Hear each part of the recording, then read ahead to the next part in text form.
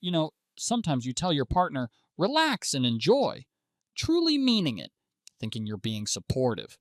That's what I told my girlfriend, Azalea, when she said she needed a solo spa day for stress. What I didn't know was that relax and enjoy would turn into the most ironic phrase of my life.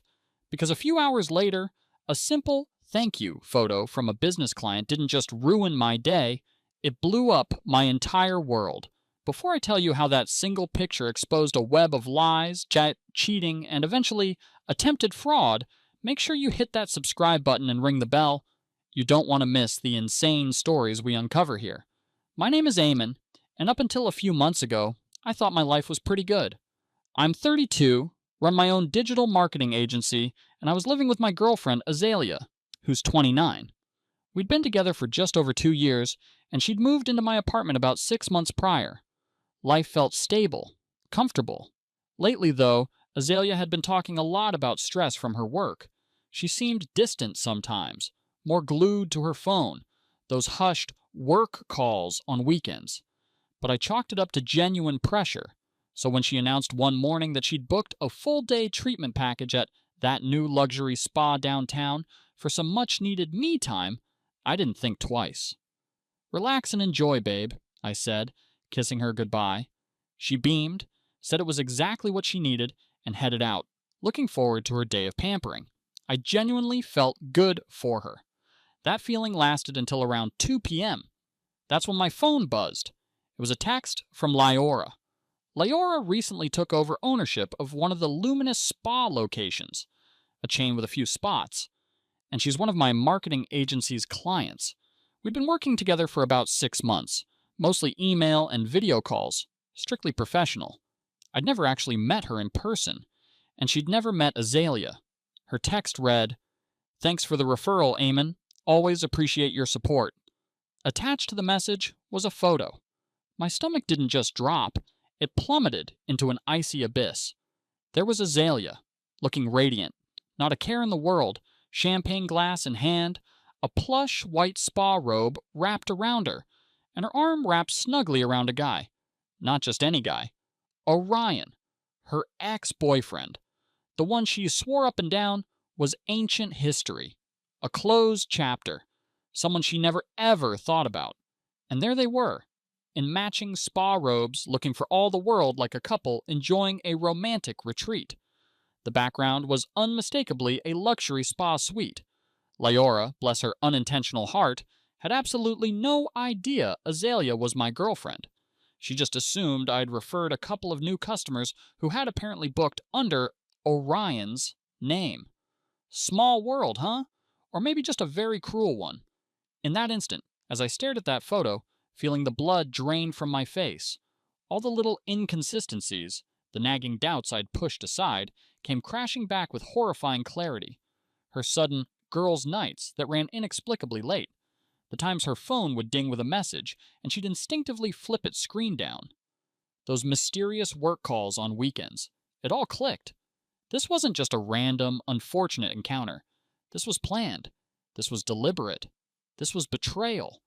I stared at that photo for what felt like an eternity, but was probably only 5 minutes. A cold, seething rage mixing with a profound, sickening ache in my chest. Then something inside me just snapped, but not in the way you might expect. No shouting, no breaking things. Instead, a strange, almost icy calm descended. I knew exactly what I had to do. The first thing I did was save that photo. Screenshot Lyora's message. Evidence secured. Digital receipts of my heartbreak. Then, I started packing. Every single dress, every shoe, every tube of lipstick, every little trinket of Azalea's that had made its way into my home, into my life. I packed it all neatly into her suitcases and the boxes she'd used when she moved in. I didn't throw anything, didn't damage a single item. I just systematically, methodically, removed every trace of her from our shared space. Her belongings ended up in a neat, if slightly tragic pile in the living room. While I was at it, I changed the Netflix password. A small, petty act, perhaps, but strangely satisfying. Removed her from my phone plan. Then I called my landlord and asked about the process for removing someone from the apartment's buzzing system. Finally, I called a locksmith. paid the express fee, $250 for same-day service, no questions asked. When he asked if I needed new keys made for anyone else, I just said, "No, just one set, for me." The sound of the new tumblers clicking into place was one of the most liberating sounds I'd ever heard. By 7 o'clock that evening, I was sitting in my now strangely spacious living room, surrounded by Azalea's neatly packed life, a tumbler of whiskey in my hand, waiting. Right on cue, I heard her key in the lock. The familiar jiggle, then a confused pause as the key turned, but the deadbolt didn't budge. The new locks were doing their job beautifully. A moment later, knocking. I took a deep breath, put down my glass, and opened the door, keeping the security chain on for a beat before undoing it. There stood Azalea, looking blissfully relaxed, her hair still slightly damp. "Hey, babe," she chirped, stepping forward, ready to launch into a story. "Oh my God, that was amazing. Exactly what I needed. The massages were—" Her voice trailed off. Her eyes, moments ago sparkling with post-spa glow, widened in confusion, then horror, as she finally registered the sight behind me, the mountain of suitcases and boxes. "What?" she whispered, her smile collapsing. "What is all this?" I didn't say a word.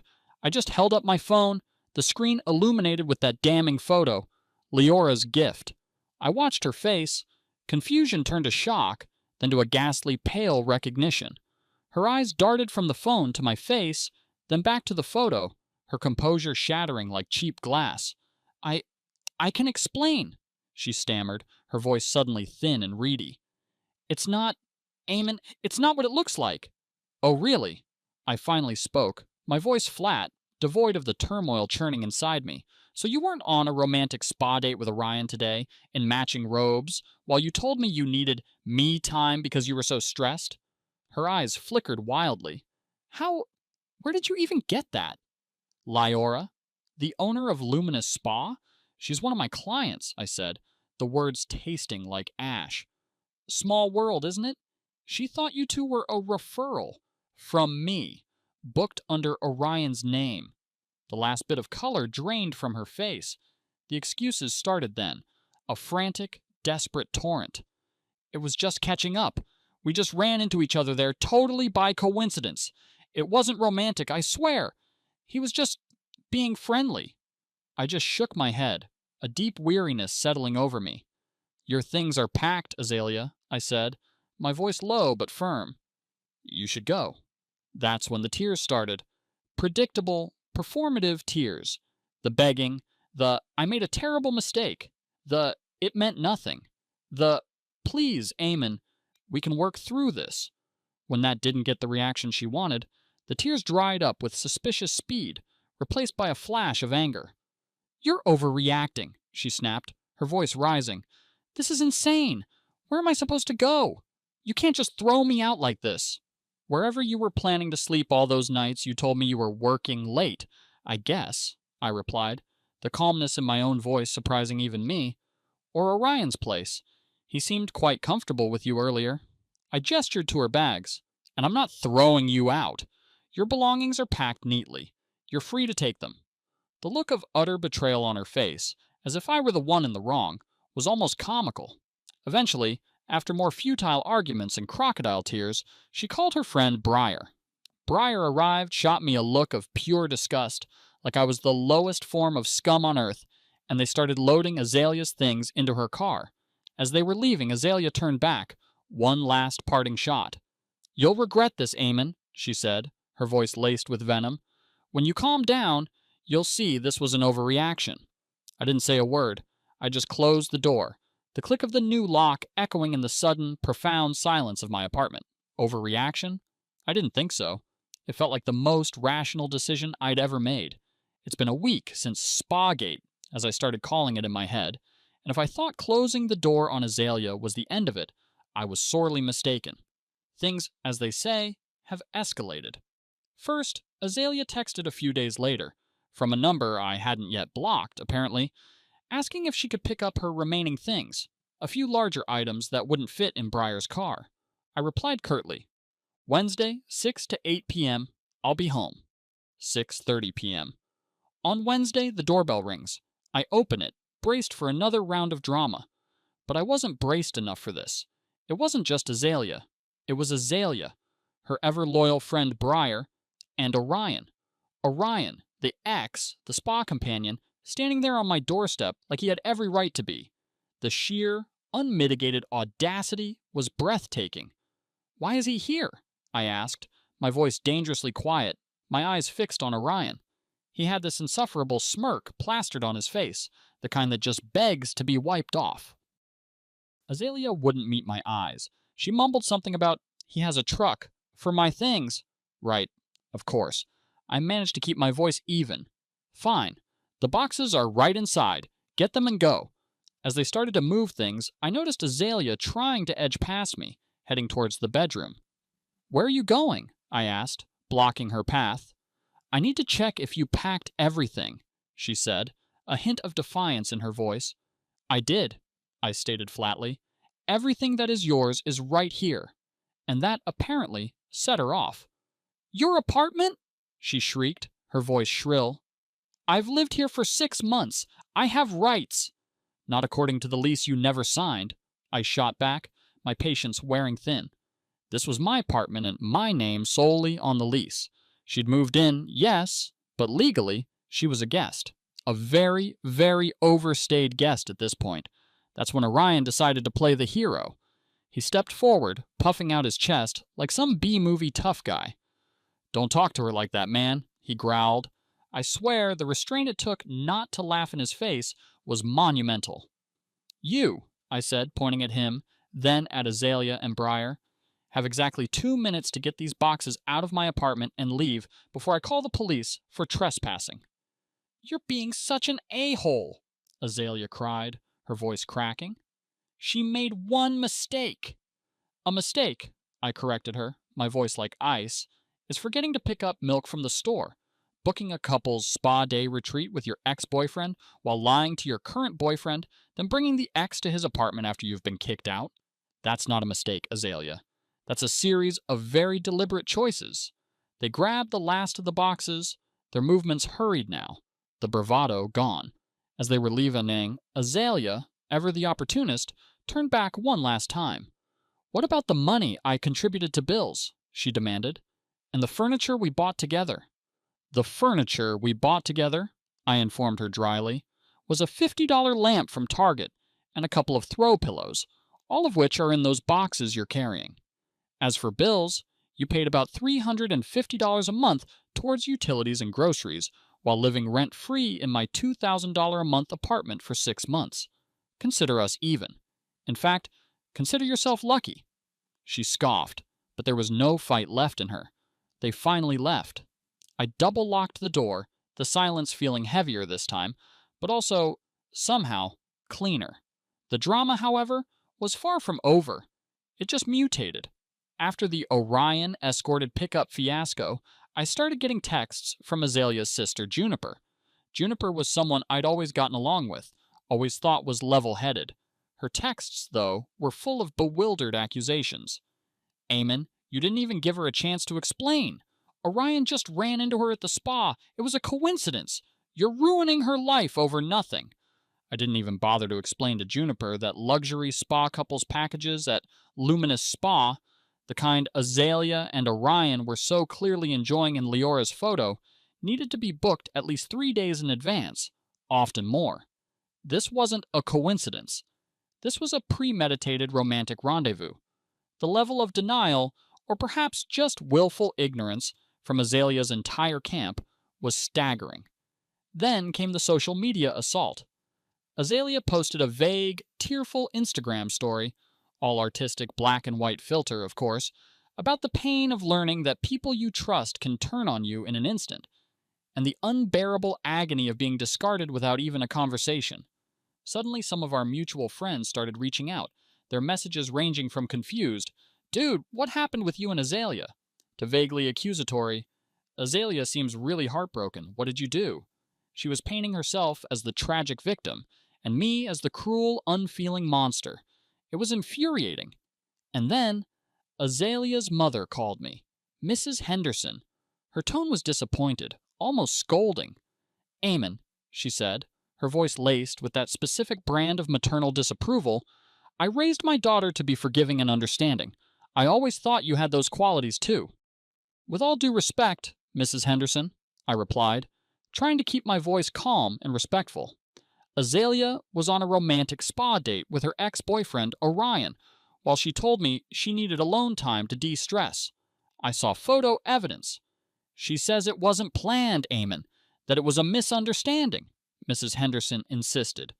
And even if it was, a little indiscretion. Don't you think you're overreacting? She's devastated. She had to move in with Briar. She's sleeping on a couch, Eamon, because you couldn't even handle a simple conversation. A simple conversation?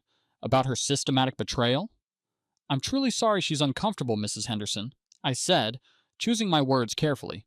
But her current living situation is a direct consequence of her own actions. It's not my responsibility anymore. Well, Mrs. Henderson said, a new hopeful note in her voice, she still has her key to the apartment. Maybe when you cool down... No, Mrs. Henderson, she doesn't. I cut her off, politely but firmly. The locks were changed the same day I found out. Azalea no longer has access to this apartment. There was a stunned silence on the other end of the line. I think that, more than anything, finally signaled to her that this wasn't some trivial spat. This was over. Done. The very next day, I received an email from Azalea. I'd blocked her number after the sisterly texts, so she'd resorted to the digital equivalent of a carrier pigeon. The subject line read, in bold, "What I'm owed." My blood pressure spiked. She demanded, and I kid you not, $1,800 for rent contributions. She never paid a dime of rent. $300 for her half of the TV. The TV that was mine for 3 years before she ever moved in. And the pièce de résistance, $650 for emotional distress. Emotional distress, caused by me apparently for what? For discovering her deceit? For ending our relationship because she was cavorting with her ex? The sheer, unmitigated gall of it was almost impressive. I just stared at the email, a strange, almost hysterical laugh bubbling up. I immediately forwarded it to my buddy Callahan, who's a lawyer, with a simple note. For your amusement, and maybe some advice. He called me back 10 minutes later, choking with laughter. His advice was simple. Ignore it unless she actually tries to sue, which he assured me she wouldn't have a leg to stand on. But then something else hit me. A few days earlier, I'd gotten a notification from my credit card company about a decline charge at a restaurant I didn't recognize. At the time, I dismissed it as a system glitch. Now, a sickening suspicion started to form. I logged into my credit card account and started scrutinizing recent activity. And there it was. Not just one, but 3 declined charges from the past week, all at places Azalea liked, all for amounts that were definitely not mine. My heart pounded. She wouldn't... Would she? I immediately called my bank, flagged the potential fraudulent activity, and requested a new card. Not once, in all the tearful pleas, the angry texts, the family interventions, not once had Azalea actually, truly, unequivocally, denied being romantically involved with Orion. It was always excuses, deflections, blame shifting. It wasn't what it looks like. It was a mistake. You're overreacting. But never, no, I wasn't with him like that. The silence on that specific point was deafening. The weeks that followed were a masterclass in Azalea's escalating desperation and my own increasingly weary resolve. One afternoon, while I was in the middle of a crucial client meeting at my office, my receptionist buzzed me. Eamon, Azalea is here to see you. She says it's urgent. My blood ran cold. Here? At my office? I excused myself, apologizing to my client, my mind racing. What new fresh hell was this? I found Azalea in the waiting area, clutching a small, rather cheap-looking gift bag. She looked different, a little worn around the edges, her usual confidence replaced with a kind of forced brightness. Eamon, she said, a little too loudly. I wanted to bring you something. She held out the bag. Inside, nestled in tissue paper, was a watch. A very obvious, very bad knockoff of an expensive Omega Seamaster I'd idly mentioned wanting months ago. It was probably worth $50, if that. Where did you get the money for this, Azalea? I asked, my voice flat. Does it matter? She chirped, batting her eyelashes. I wanted to show you I still care, that I'm thinking of you. It matters, I said. If you're out here spending money on this, when you're supposedly sleeping on Briar's couch and emailing me demands for emotional distress compensation because you can't afford your own life. Her smile faltered. The forced brightness vanished, replaced by a hard, defensive look. She switched tactics instantly. I've been talking to people, Eamon, she said, her voice low and vaguely threatening. Legal people. And what you did? Throwing me out like that? It was illegal. You can't just evict someone from their residence without proper notice. I have rights. I just sighed. Azalea, you were never on the lease. You never established legal tenancy. My lawyer, I emphasized the word, says I was well within my rights. If your legal people have a different opinion, well, I reached into my wallet, pulled out one of Callahan's business cards, and slid it across the reception desk towards her. Have them contact mine. Now, if you'll excuse me, I have actual work to do, with actual clients. I turned and walked back to my meeting, leaving her fuming in the waiting room. She left shortly after, gift bag thankfully in tow. But after that little office visit, things got truly dirty. First, she actually contacted one of my biggest clients, a tech startup I'd been nurturing for over a year. She spun some sob story about being my distraught business partner. We were never business partners, and expressed deep concerns about the quality of my recent service and my erratic behavior. Thankfully, the CEO of that company knew me well enough and had enough professional integrity to call me directly to ask what the hell was going on. I explained, as calmly as I could, that I was dealing with a very difficult breakup and a disgruntled ex who was, unfortunately, resorting to malicious tactics. He was surprisingly understanding, but the damage to my reputation, the sheer embarrassment, stung. Then, a wave of anonymous one-star reviews started appearing on my business's Google page and Yelp profile. Vague, unsubstantiated claims about unprofessionalism and poor results. They all started appearing right after our breakup, and by now, there were about a dozen, clearly retaliatory. I reported every single one of them, providing screenshots and timelines as evidence to the platform administrators. And as if that wasn't enough, her brother, Stellan, showed up at my apartment building one evening. Stellan's a big guy, a former college wrestler, and not exactly known for his calm demeanor. My building's security cameras caught him trying to get buzzed into my apartment, claiming he was there to pick up more of Azalea's things. Things that didn't exist. When the concierge rightly denied him entry without my authorization, he paced menacingly outside the building for nearly an hour before finally leaving. My response to all these escalations was to remain calm, at least outwardly, and document everything. I sent professional, carefully worded emails to the clients Azalea had contacted, briefly explaining the situation without airing dirty laundry. I continued to diligently report the fake reviews. I provided the security footage of Stellan to my building management and made a note for the police, just in case. I was building a file of her harassment, her lies, her attempts to destroy what I'd built. The stress was immense, but so was my resolve. She was not going to win this. She was not going to break me. Then, out of the blue, I got the phone call that changed the entire game again. It was Lyora, the spa owner. She was calling about a minor marketing campaign issue, and then just as we were wrapping up, she said, completely casually, "Oh, by the way, Eamon, those people you referred recently, Azalea and Orion, they've actually been to our other Luminous spa locations before. It looks like they just came in using different contact information this time, different phone number, different email, when they booked at my location.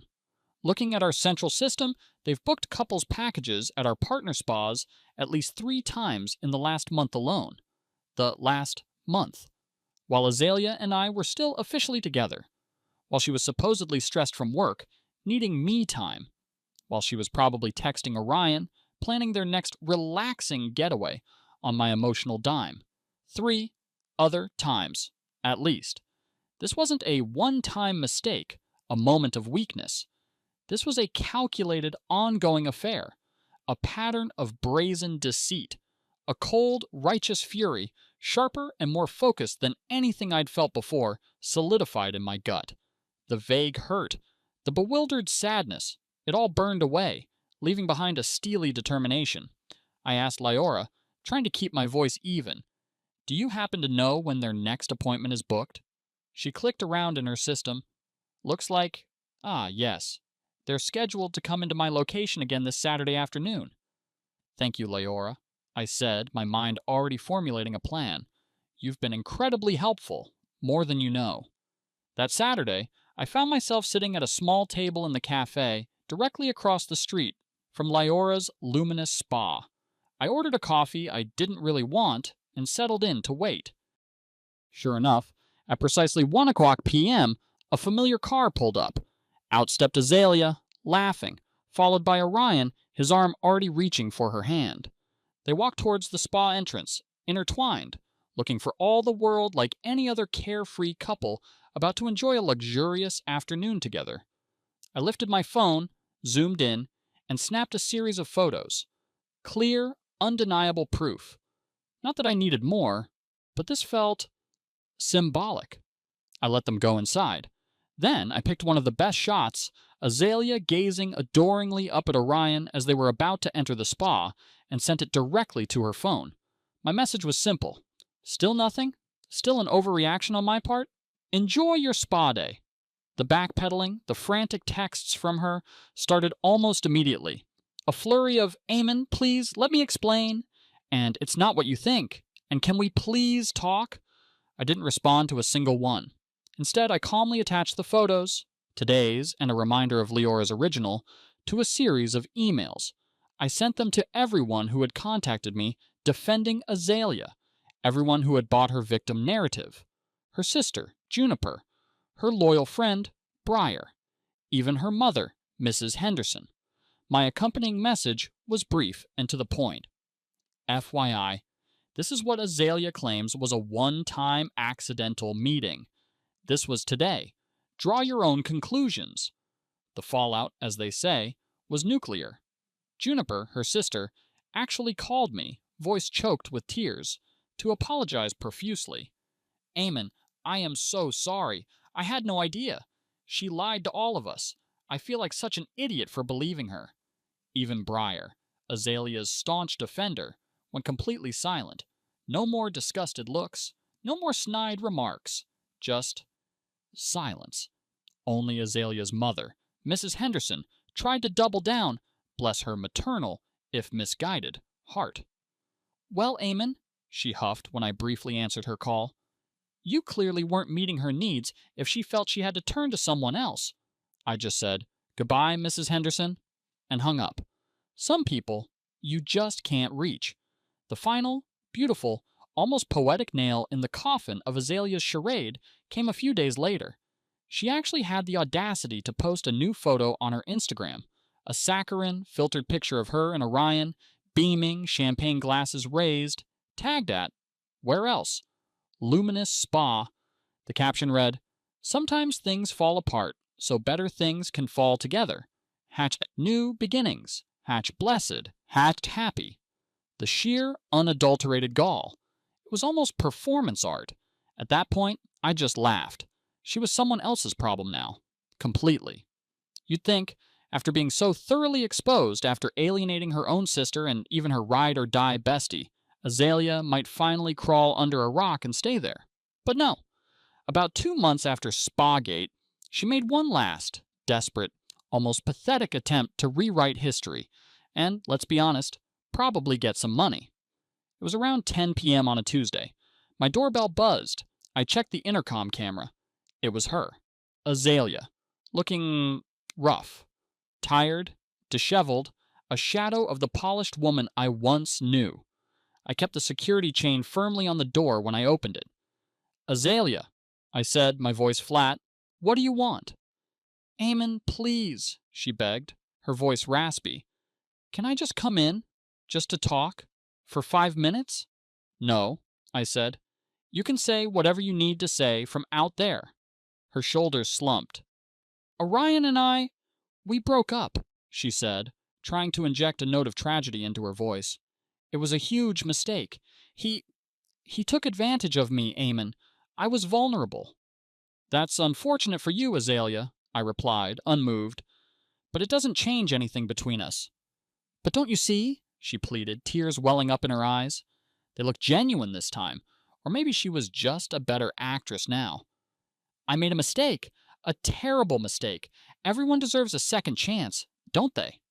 When that didn't work, the familiar switch flipped. The tears vanished. The victim became the accuser.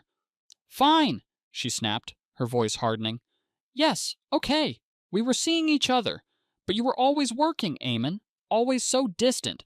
What was I supposed to do? You were supposed to break up with me if you were unhappy, Azalea, I said, the weariness in my own voice profound. You were supposed to be an adult, not lie, not cheat, not try to destroy my life when you got caught. She actually scoffed then.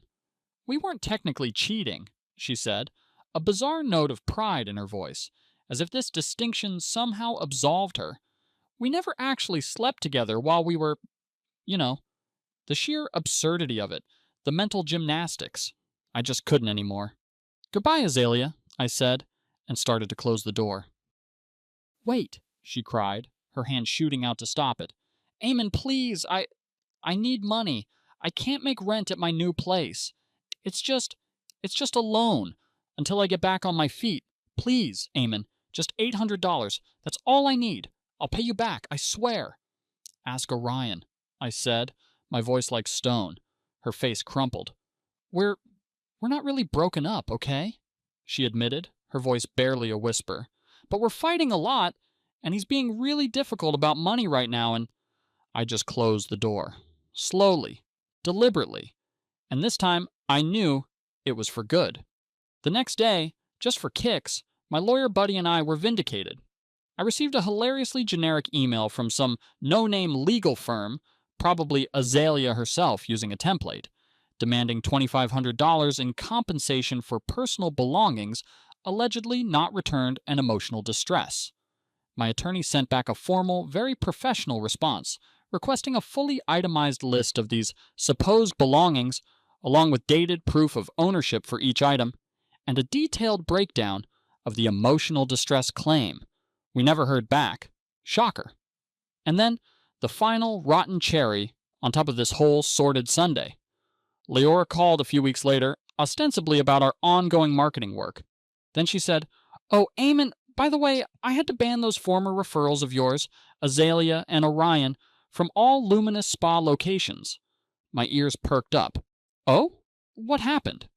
"Well," Leora explained, a note of disgust in her voice, "they were caught trying to use a fraudulent credit card. Kept getting declined. When my staff pressed them, they claimed it was their friend's card, and they had permission.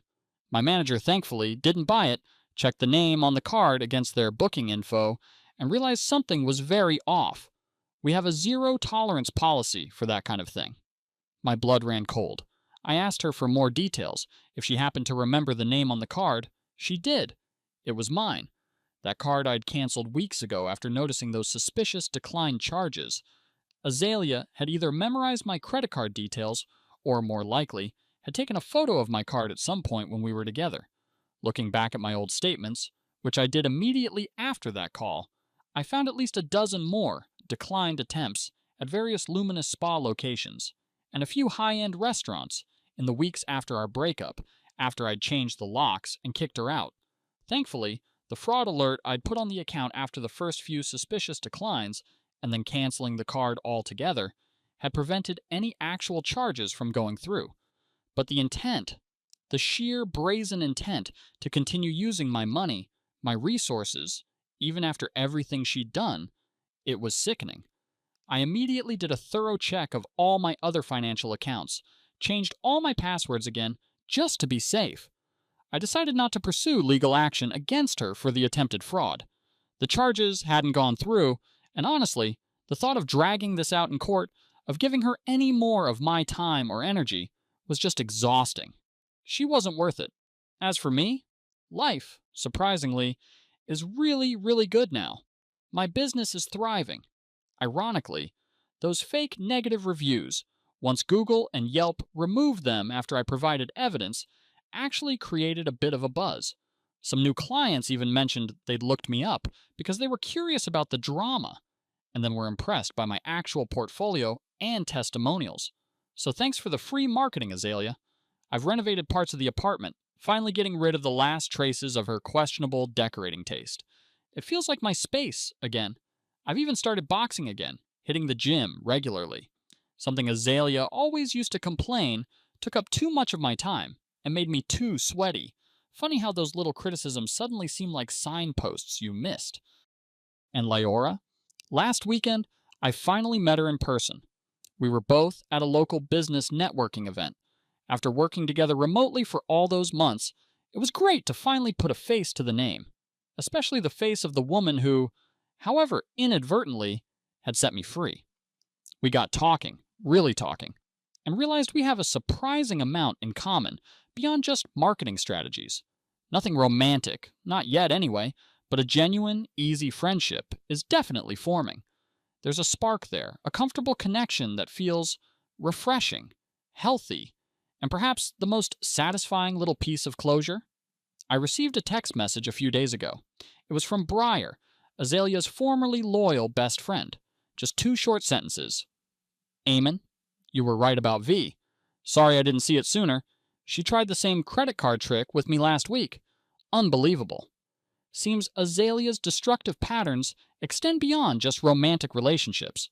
I don't wish Azalea ill. Not really. I just wish her far, far away from me and from anyone I care about. That's not bitterness. That's just boundaries, self-respect. And I've learned those are worth fighting for. So that's it. The story of how a single spa photo didn't just end a relationship, but accidentally kickstarted a journey back to myself. Sometimes, as it turns out, the cleanest breaks, the ones you make swiftly and decisively, really do heal the best. And sometimes, as the universe sends you a thank you photo as a wake-up call, you just have to be willing to open your eyes and see it.